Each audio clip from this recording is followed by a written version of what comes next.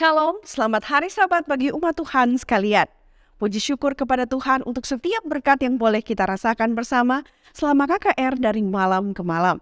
Sabat ini merupakan penutupan kebaktian kebangunan rohani Gereja Masih Advent hari ke-7 daerah Misi Nusa Utara bekerja sama dengan Yayasan Cornelius dengan tema Happiness with Jesus.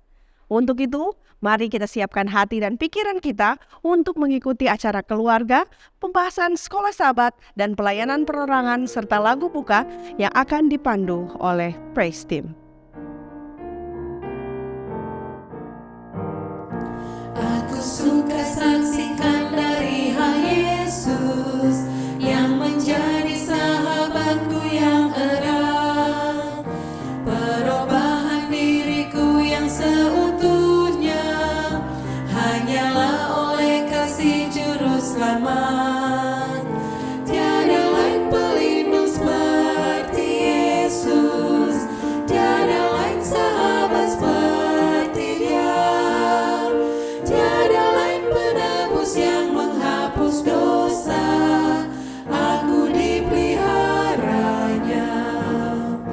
Yesus menemukan aku dalam dosa, hatiku berkeluh kesah dan sukar, tapi ku diangkat oleh tangan Yesus dan dipimpinnya di jalan yang benar.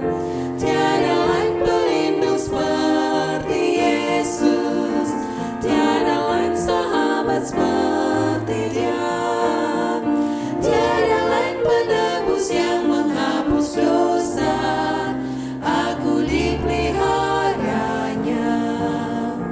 Tiap hari Tuhan beri janji yang baru, bertambahlah aku insaf kasih-Nya.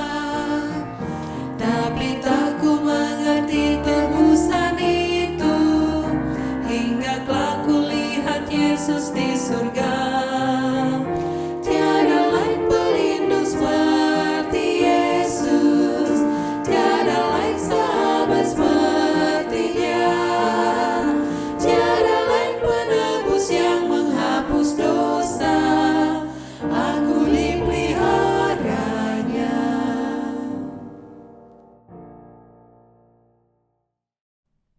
Ayat hafalan di hari Sabat yang suci ini terdapat di dalam Wahyu 17 ayat 14. Mereka akan berperang melawan anak domba, tetapi anak domba akan mengalahkan mereka, karena Ia adalah Tuhan di atas segala Tuhan dan Raja di atas segala Raja. Mereka bersama-sama dengan Dia juga akan menang, yaitu mereka yang terpanggil, yang telah dipilih dan yang setia. Mari kita berdoa.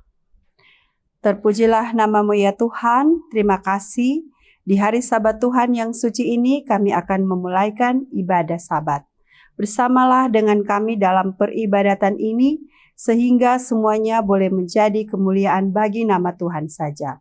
Berkati kami semua yang mengambil bagian, bahkan seluruh saudara-saudari yang bersama-sama di dalam ibadah ini.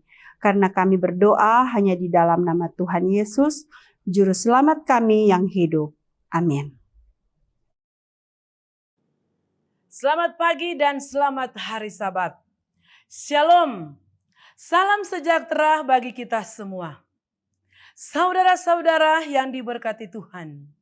Pelajaran rumah tangga pada pagi Sabat ini adalah keintiman dalam perkawinan. Mari kita lihat apakah keintiman perkawinan? Keintiman perkawinan adalah suatu keterikatan emosi satu dengan yang lain di dalam hubungan. Nah saudaraku, mengapa kita perlu keintiman?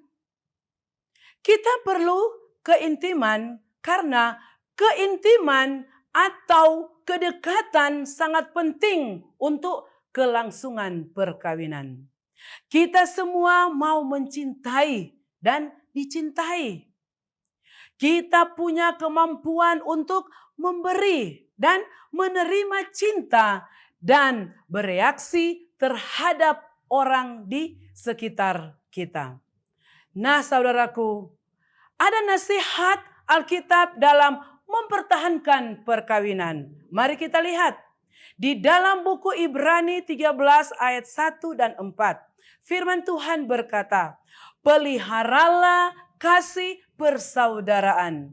Hendaklah kamu semua penuh hormat terhadap perkawinan. Dan janganlah kamu mencemarkan tempat tidur. Sebab orang-orang sundal dan pesina akan dihakimi Allah.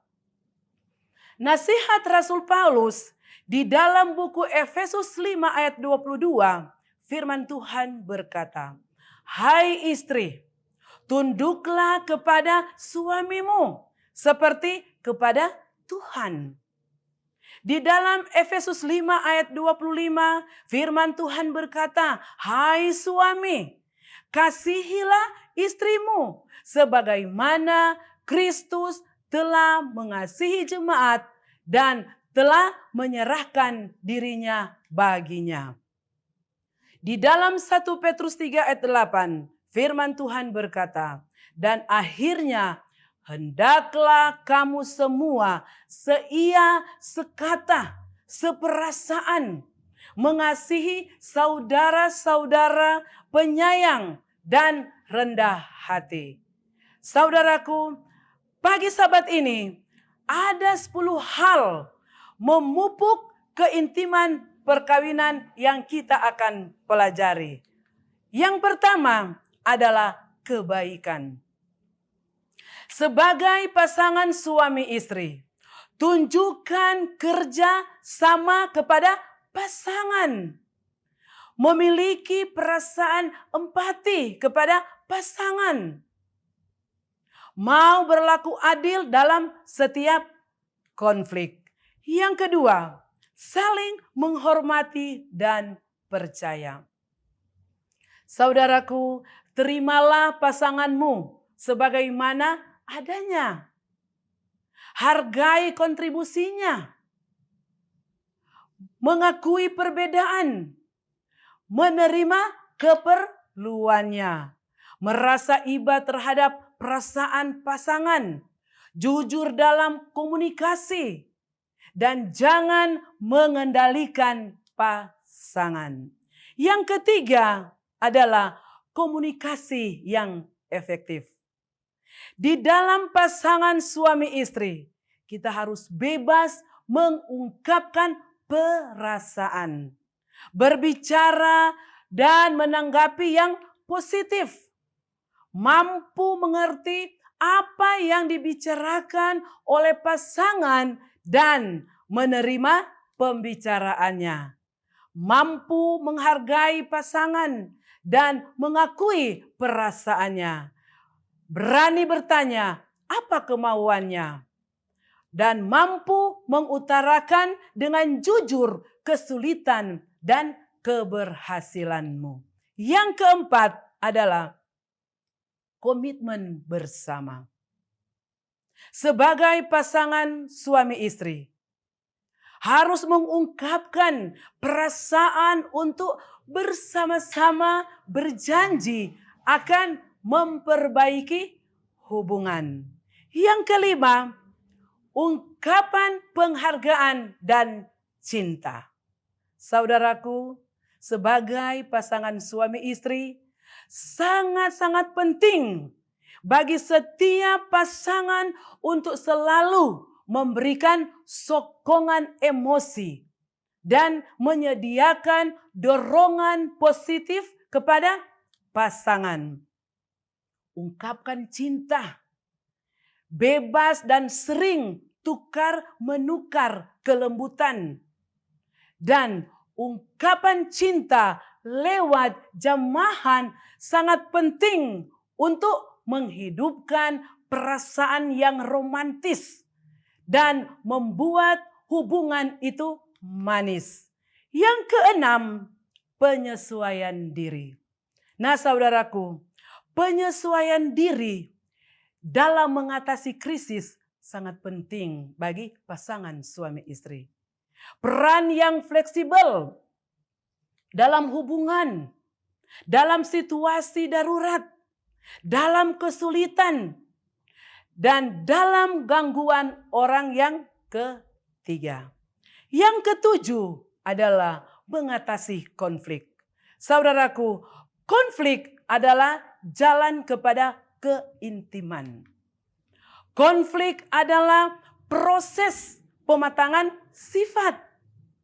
Dan konflik itu dapat memberi kesempatan bagi pasangan untuk mengatakan saya minta maaf. Konflik dapat menyanggupkan pasangan untuk mengungkapkan rasa sakit hati dan takut, mengaku kesalahan, dan menerima kekurangannya. Yang kedelapan adalah kepuasan hubungan seks. Nah, saudaraku, bagi pasangan suami dan istri harus mampu memberi kepuasan seks bagi pasangannya dan mengekspresi kemauan berhubungan seks untuk keintiman fisik dan emosi adalah hal penting di dalam perkawinan. Yang kesembilan, pertahankan nilai kerohanian. Saudaraku, beragama dan nilai spiritual sangat berperan dalam kestabilan dan kebahagiaan di dalam perkawinan. Kejujuran, harga diri, tanggung jawab, komitmen, pengampunan, dan cinta. Yang ke-10 adalah hubungan sosial. Nah, saudaraku, pasangan suami istri perlu mengembangkan hubungan baik dengan sanak saudara dan keluarga. Saudaraku yang kekasih, kiranya dengan pertolongan Tuhan, ke-10 hal di dalam memupuk keintiman perkawinan dapat kita hidupkan di dalam kehidupan sebagai suami istri. Tuhan memberkati kita semua. Amin.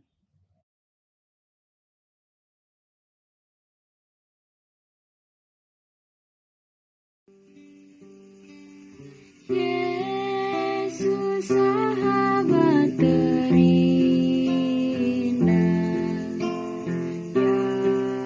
yang menghapuskan dosa,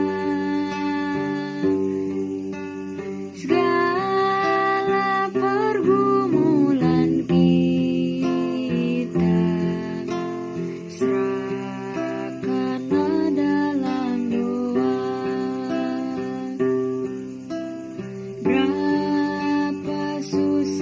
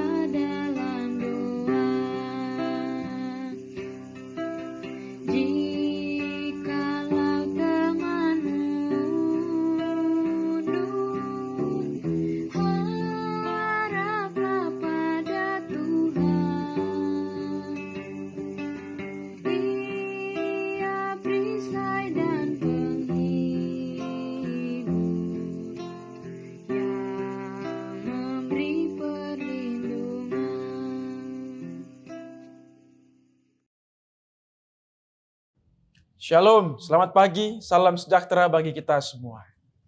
Kita akan melanjutkan pelajaran sekolah sahabat kita untuk triwulan ini dengan judul 3 Pekabaran Kosmis. Dan pekan ini kita sudah tiba pada pelajaran yang ke-9 dengan judul Kota yang disebut Kekacauan. Ayat tema terdapat dalam Wahyu 17 ayatnya yang ke-14. Mereka akan berperang melawan anak domba, tetapi anak domba akan mengalahkan mereka, karena ia adalah Tuhan di atas segala Tuhan, dan Raja di atas segala Raja. Mereka bersama-sama dengan dia juga akan menang, yaitu mereka yang terpanggil, yang dipilih, dan yang setia. Sebelum kita melanjutkan pelajaran sekolah sahabat kita, mari kita berdoa bersama. Bapa di surga, di saat ini Tuhan, kami ingin mempelajari kebenaran-Mu. Urapi kami dengan kuasa Roh Kudus-Mu, agar firman Tuhan yang akan kami pelajari, boleh kami mengerti, dan boleh kami praktekkan dalam kehidupan kami setiap hari. Engkau datang kedua kali dengan kemuliaan Tuhan. Kami semua diselamatkan. Terpujilah Engkau ya Tuhan. Di dalam nama Yesus kami berdoa. Amin. Tema pertentangan besar dirangkum dalam kitab Wahyu dengan lambang 2 perempuan. Satu berselubung dengan matahari dalam Wahyu pasal 12, dan yang satunya lagi berpakaian merah ungu dalam Wahyu pasal 17. Simbol mencolok dari perempuan berselubung matahari dengan kemuliaan Kristus yang mempesona ditemukan dalam Wahyu pasal 12. Dia setia kepada kekasih sejatinya, Yesus Kristus. Dia tidak dikotori dengan kerusakan doktrin-doktrin palsu. Di seluruh kitab suci, seorang perempuan murni melambangkan mempelai perempuan Yesus atau gereja yang benar.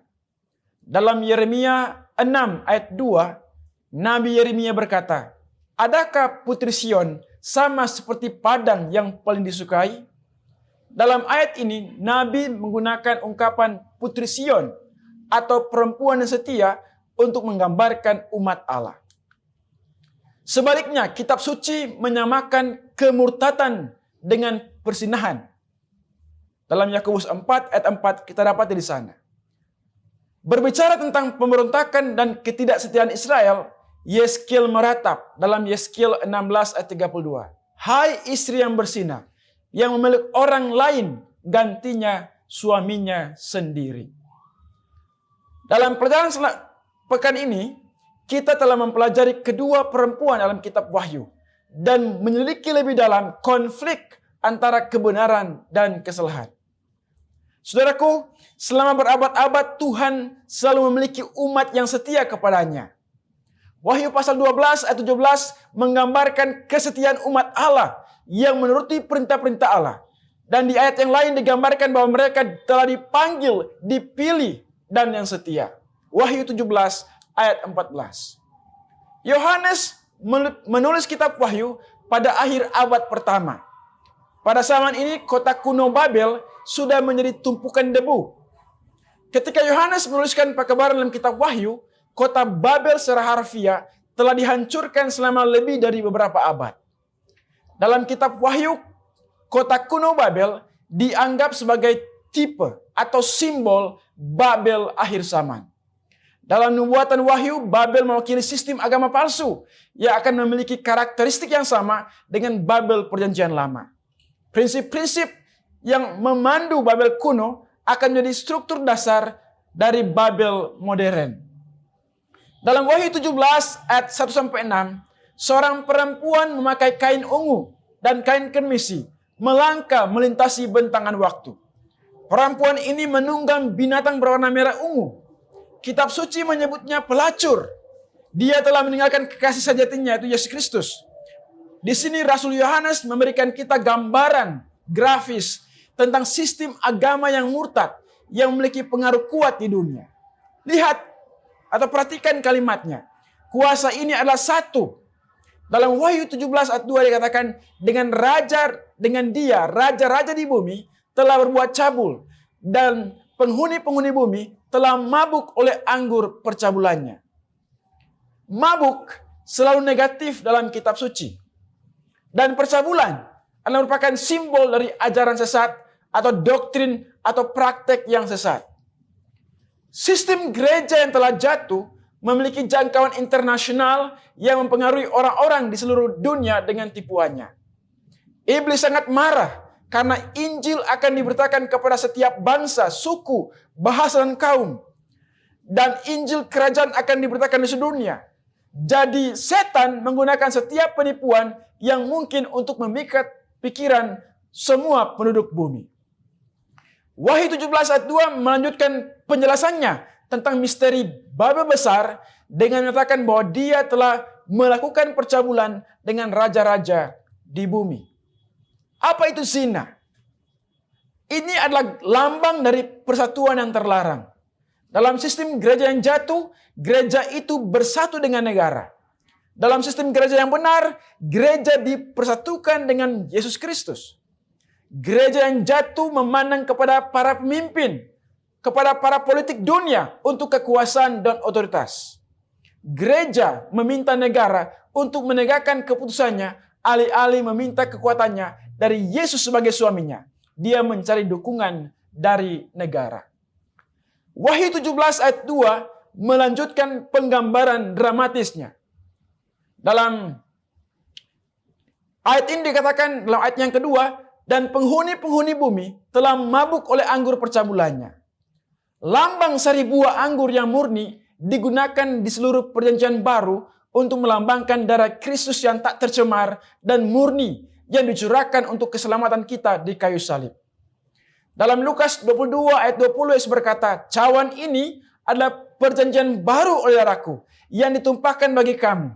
Ketika anggur Injil yang baru dan murni dibelokkan dan ajaran firman Allah diganti dengan ajaran para pemimpin agama manusia, maka itu menjadi anggur Babel. Perhatikan juga bahwa Allah memanggil umatnya keluar dari Babel. Dengan kata lain, tidak peduli seberapa rusak dan jahatnya sistem ini, jangkauannya begitu luas sehingga mencakup setidaknya untuk waktu tentu umat yang setia atau umat Tuhan. Sebagaimana dia menyebut mereka. Namun waktunya akan tiba ketika Tuhan akan memanggil mereka keluar dari sistem yang rusak dan jahat ini. Yang akan segera jatuh karena sifatnya yang rusak dan jahat. Sistem ini dalam Wahyu 18 ayat 2 katakan tempat kediaman roh-roh jahat dan tempat bersembunyi segala burung yang najis dan yang dibenci. Seperti yang telah kita lihat dalam Wahyu pasal 17, menggambarkan sistem keagamaan yang murtad yang memperkenalkan banyak ajaran Babel perjanjian lama ke dalam kekristenan. Dalam buku The Closing of Cosmic Conflict, Role of Three Angels, Angel Manuel Rodriguez menulis, untuk mencari pemahaman tentang sifat Babel, kita perlu kembali ke referensi pertama dalam catatan kitab suci dalam Kejadian. Semuanya dimulai di dataran tanah Sinear, sebuah wilayah di bagian selatan Mesopotamia, sekarang Irak Selatan yang disebut Babilonia. Di sanalah menara Babel dibangun, simbol kemandirian manusia, penyelamatan diri, dan kemerdekaan dari Tuhan. Menara Babel, situs Babel kuno, dibangun secara langsung bertentangan dengan firman Tuhan. Dalam Kejadian pasal 11 ayat 9 dikatakan bahwa para pembangun Babel membangun monumen ini untuk kemuliaan mereka sendiri. Dan Tuhan mengacaukan bahasa mereka. Catatan kitab Kejadian menjelaskannya seperti ini. Dalam ayat yang ke-9, Kejadian pasal 11. Itulah sebabnya sampai sekarang nama kota itu disebut Babel, karena disitulah dikacau balaukan Tuhan bahasa seluruh bumi, dan dari situlah mereka diserahkan Tuhan ke seluruh bumi.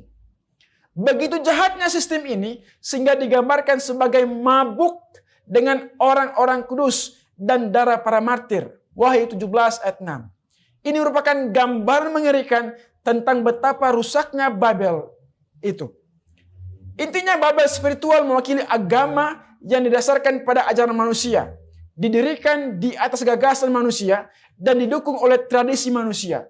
Ini adalah bentuk agama buatan manusia yang dibangun oleh seorang pemimpin agama yang brilian, tetapi bertentangan dengan kekuatan Injil, dan gereja yang dibangun oleh Yesus sendiri. Kitab Wahyu menggambarkan dua sistem agama ini. Yang pertama mengungkapkan kepercayaan total kepada Yesus dan ketergantungan pada firman-Nya. Yang kedua mengungkapkan kepercayaan pada otoritas manusia dan ketergantungan kepada guru agama manusia. Yang pertama adalah iman yang berpusat pada Kristus dengan ketergantungan total pada rahmat, pengorbanan, dan penebusan Kristus untuk keselamatan. Yang lain, yang kedua adalah pendekatan humanistik terhadap iman yang menggantikan ketergantungan total pada Kristus untuk keselamatan dengan bergantung pada tradisi gereja. Seruan Wahyu adalah panggilan mendesak untuk komitmen, diringkas dalam lambang dari dua perempuan dalam kitab Wahyu. Meskipun kadang-kadang tampaknya umat Tuhan akan dikalahkan dalam kontroversi alam semesta antara kebenaran dan kesalahan ini, Tuhan berjanji bahwa gerejanya akan menang pada akhirnya. Kristus adalah fondasi yang kokoh yang di atasnya gerejanya dibangun. Gerejanya didasarkan pada ajaran-ajaran firman-Nya dan dibimbing oleh Roh-Nya. Sebaliknya, Babel seperti yang telah kita lihat berakar pada ajaran dan tradisi buatan manusia. Setiap pemimpin agama yang menggantikan pendapat atau tradisi manusia di tempat atau di atas pernyataan kehendak Allah dalam kitab suci hanya akan menemukan kekacauan atau Babylon. Dalam zaman Babel kuno, gereja dan negara adalah satu hal yang sama. Ketika Raja Nebukadnezar di kuilnya, di atas takhta kerajaannya, dia berbicara mewakili para dewa menurut mereka. Kepercayaan orang Babylon. Pada satu kesempatan sebagai tindakan menentang Allah yang benar, Raja Babel mengeluarkan dekret universal yang menegakkan penyembahan dan memerintahkan semua rakyatnya untuk tunduk pada dekretnya. Simbol kuat dari apa yang umat setia Tuhan yang menolak untuk menyembah patung palsu akan hadapi di hari-hari terakhir. Pada hari-hari terakhir secara bumi, sebuah sistem gereja negara akan muncul. Babel rohani, dengan seorang pemimpin rohani yang mengaku berbicara mewakili Allah. Bahkan ia duduk di bait Allah dan mau menyatakan dirinya sebagai Allah. Tetapi Allah selalu memiliki umat-umat yang setia. Dalam Daniel pasal 3, kisah tentang 3 orang Ibrani yang telah diperintahkan untuk sujud menyembah patung yang telah didirikan. Mereka tetap setia kepada Tuhan. Dan ini merupakan simbol, model dari apa yang akan terjadi ketika Babel rohani di hari-hari terakhir akan memaksakan para penyembah untuk tunduk kepada patung palsu. Bagaimana agar kita tidak terlibat dalam penyembahan yang palsu dalam Wahyu pasal 17? Kisah 3 pemuda Ibrani dalam kitab Daniel pasal 3 memberikan banyak pelajaran rohani yang berharga di saat menghadapi Babel rohani di akhir zaman. Yang pertama, kita perlu keteguhan iman dalam menghadapi ujian dan godaan. Ketika pemuda Ibrani, Sadrak, Mesak, dan Abednego menunjukkan keteguhan iman yang luar biasa dalam menghadapi ujian dan godaan. Meskipun mereka diancam akan dilemparkan ke dalam dapur api yang menyala-nyala, mereka menolak untuk menyembah patung emas yang telah didirikan oleh Raja Nebukadnezar. Mereka memilih untuk tetap setia kepada Allah, bahkan jika itu berarti menghadapi kematian. Pelajaran yang luar biasa bagi kita semua, untuk tetap kuat, kokoh dalam iman kepada Tuhan, walaupun ancaman kematian menjadi bagian kita. Yang kedua, kita perlu yakin pada kuasa Allah dalam menyelamatkan umatnya. Kisah 3 pemuda Ibrani ini menunjukkan bahwa kuasa Allah dapat menyelamatkan umatnya. Meskipun Sadrak, Mesak, dan Abednego dilemparkan ke dalam dapur api menyala-nyala, mereka tidak terbakar dan tidak mengalami cedera sedikit pun.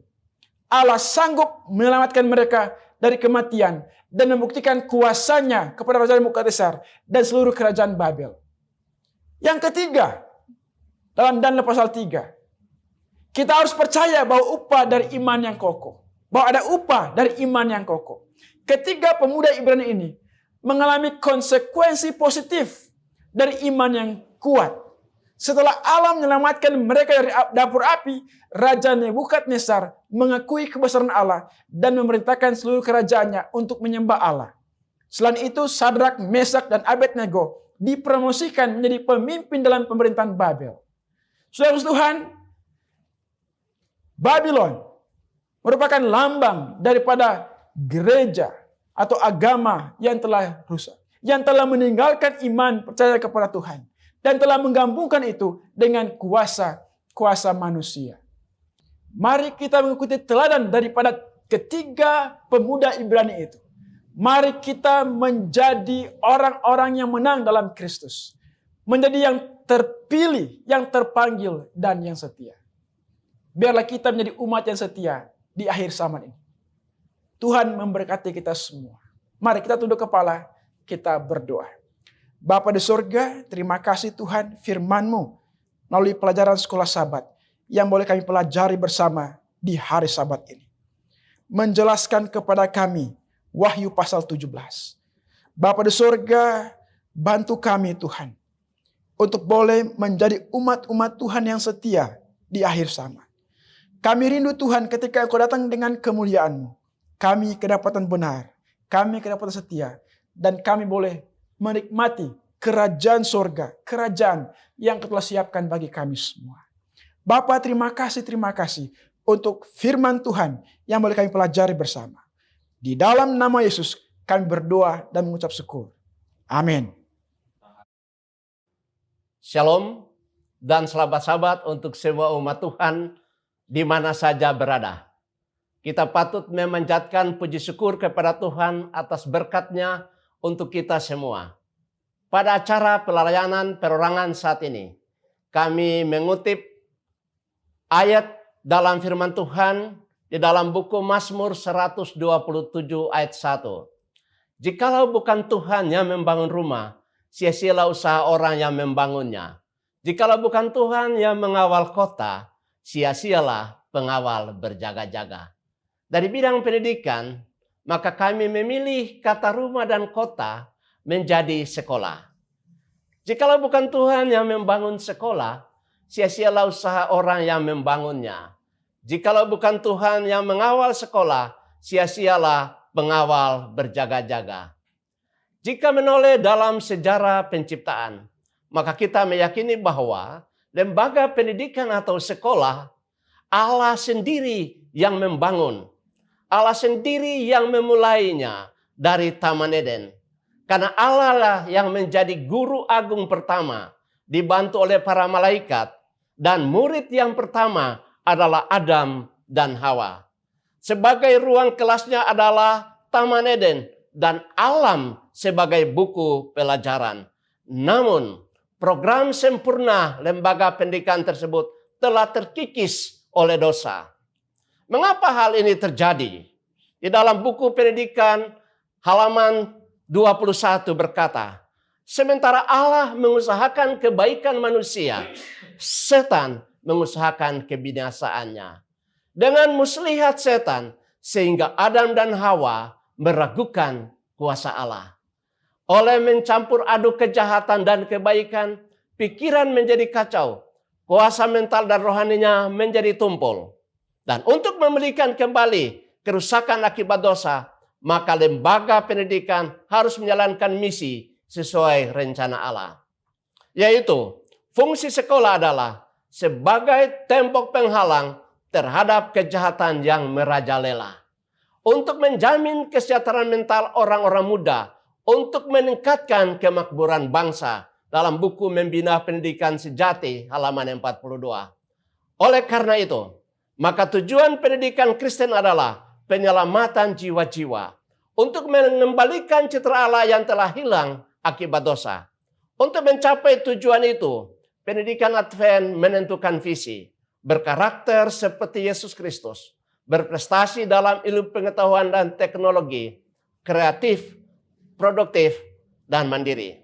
Karakter Kristus yang harus ditanamkan dalam diri siswa. Untuk mencapai visi tersebut, sekolah Kristen perlu membuat langkah-langkah untuk mencapai tujuan pendidikan. Salah satu di antaranya adalah Family Educare Group atau kelompok peduli.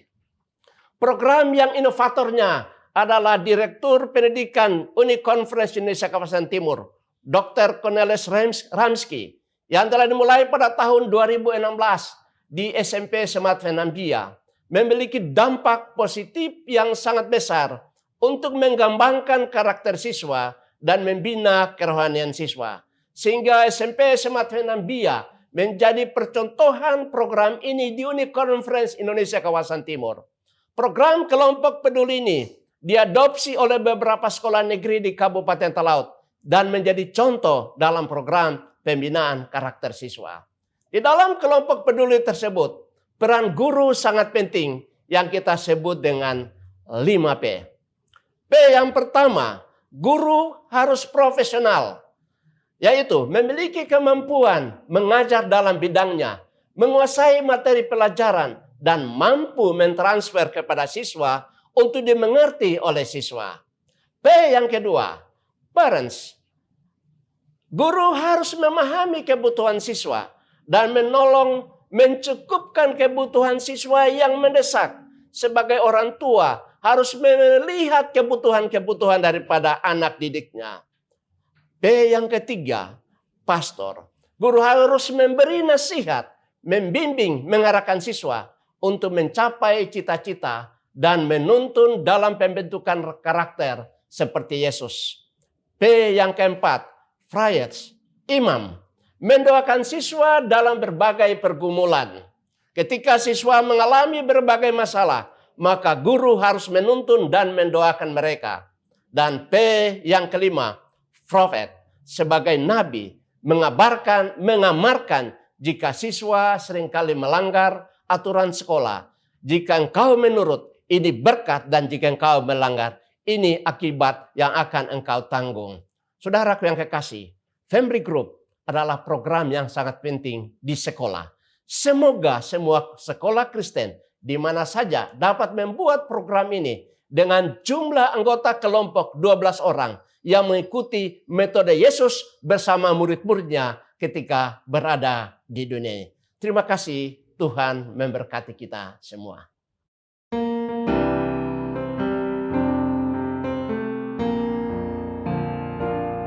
Selamatlah dirindu, damai iman teguh, dan berdoa sungguh untuknya. Tapi perhentian tiada didapatkan kalau tanpa korban di mezbah. Apa engkau telah serahkan di mezbah Tuhan, hasrat hatimu semuanya.